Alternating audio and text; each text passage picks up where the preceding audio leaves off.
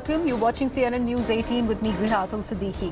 Our top focus remains Prime Minister Narendra Modi's visit to Cairo in Egypt, where he's currently been welcomed by the Egyptian President Mr. El-Sisi at the presidential palace, the visuals of which we are putting out there for our viewers. Remember, this is a very, very significant visit of Prime Minister Narendra Modi, a very first by an Indian Prime Minister to Egypt since 1997. And the significance really speaks volumes about the fact as how Prime Minister Narendra Modi, before coming to the presidential palace, has just about visited the 1,000-year-old Al-Hakim Mosque. He was there at the Heliopolis War Memorial to commemorate the lives that were lost, especially of the Indian soldiers who participated in the World War I, to the tune of about 4,000 Indian soldiers whose names now stand engraved at the Heliopolis of War Memorial.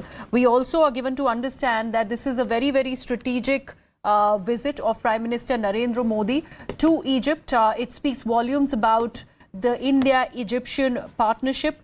We also should look at how Prime Minister Modi was of the view that he is not going to be getting enough from the Gulf Cooperation Council states. So it was very important for him to turn to Egypt, and hence this entire move of New Delhi to look further to the Middle East and also to the North African region through Cairo. That's why this becomes significant, considering there were clear limits to what India can get out of the GCC. Let me actually bring in my colleague Abhishek Cha, who continues to be with us on the broadcast, to explain to us further the significance of Prime Minister Narendra Modi visiting Egypt after the Egyptian president was in India for the Republic Day as a special guest on 26th of January.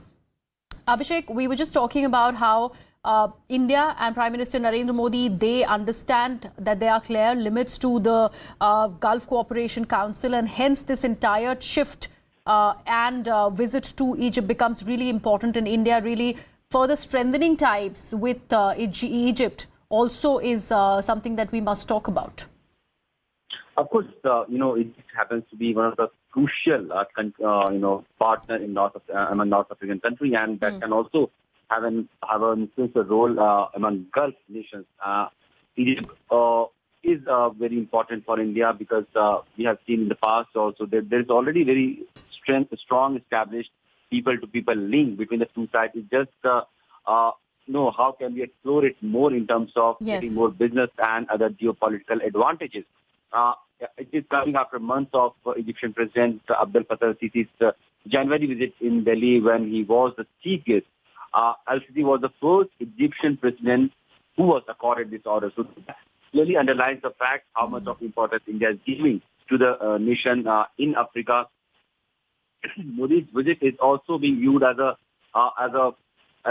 something that will give a new fillip to the bilateral relationship between the two sides, which has already been elevated to a strategic level during El-Sisi's January visit. Yes. And it could also reveal the contours of how ties would unfurl in the days ahead. Being a strategic partner clearly defines a larger perspective that the two nations are going to have as a partner. It is not just going to be transactional or some business-related dealing that will have between the two nations, but they are also looking forward to having a more concrete and comprehending view on the various global issues, regional issues, issues of security, issues of politics, and how the world order is actually unfolding in this hour of fast-moving time.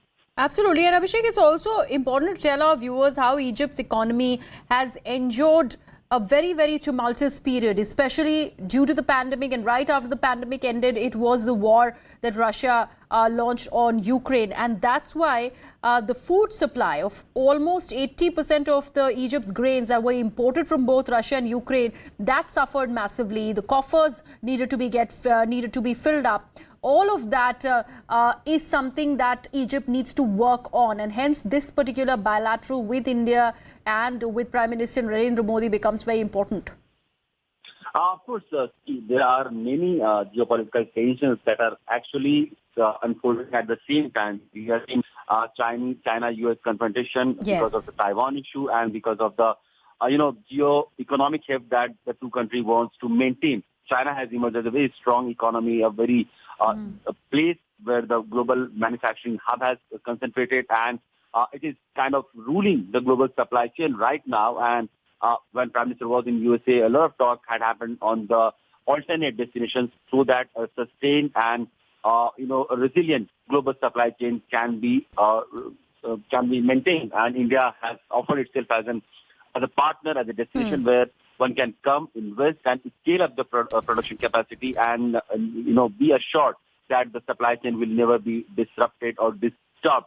Of course, clearly, on the larger context, while India is engaging with a country like USA, where Prime Minister Modi is getting the rousing welcome, warm reception, state visit, at the same time, India is also considering a very important aspect of having a country like Egypt, which is not very, in terms of overall revenue generation or GDP. Egypt is not that far. It is about $500 million economy. So, and India is, at the same time, India is about $3.5 billion economy. So, in terms of economic parity, there is no parity, but then the partnership happens on the basis of, what good can Egypt bring to India, what can Egypt offer India, and what India can offer to Egypt. People-to-people engagement and ties have already established. There is a historical linkages. Egypt was one of the founding member of the whole non-aligned movement with Prime Minister Nehru, Egyptian President Nasser, and Yugoslavia President Marshal al-Tito. So, since then, in the last 8 decades, there has always been a considerate view and understanding between the two sides about the political and social aspect of each other's country, and how in the modern times we can take that initiative to make each other a good and strong trade partner is something that the two leaders will be currently talking about. Right. Abhishek, I'd request you to stay on with us. Security analyst Patikrit Payne is also with us on the broadcast. Patikrit, thank you so much for joining us on this important conversation. As Prime Minister Narendra Modi has headed to the presidential palace in Cairo, of course, there is going to be much talk about the India and Egypt partnership. Especially whether or not Prime Minister Narendra Modi is going to be announcing India's support for Egypt's desire to join BRICS. What do you think is going to happen on that account? Well, first of all, I think when it comes to BRICS, I think there's a strong possibility of BRICS, of Egypt eventually joining BRICS first, perhaps as an observer, and then eventually as a permanent member. You see, many of these countries of BRICS, which are there, I think they have emerged as developing countries over the last 30, 40 years. And I think ideally from that perspective, Egypt deserves a place. Secondly, over the larger aspect of the visit, look, in the last 8 to 9 years, Prime Minister has worked enormously in terms of deepening India's relationship with many of those countries, which have a civilizational past of their own, and which have all those who have tried to come out of the colonial and imperial past to find their own roots. And from that perspective, I think Egypt as a country is not just another country. It is a country with a strong civilizational heritage. And in that way, there are a lot of areas of convergence between Egypt and India in terms of first being, non-aligned members. Secondly, being brutalized by colonial empires for a long time. And then those countries eventually finding out their own roots, holding on to that, and eventually embedding cultural traditions with modernity. In areas of economic development, if you see, Egypt is one of the most developed and advanced economies of Africa.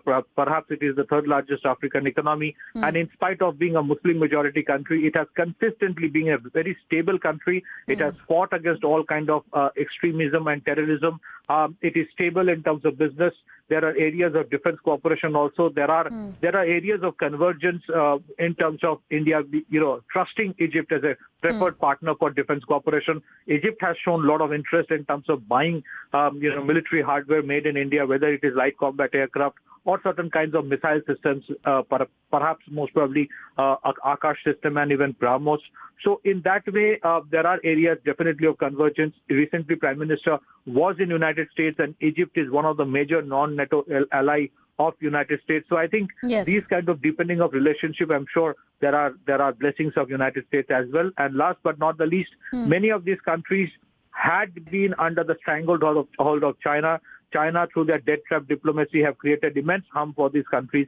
So from that perspective also, as India emerges as a $4 trillion economy in the next 1 year, the deepening of relationship between these countries would eventually help them to grow together. And I think there's a certain level of trust that these countries have on India, because India doesn't have any ulterior motive of its own, or to, colonize this country or to treat them as vassal state.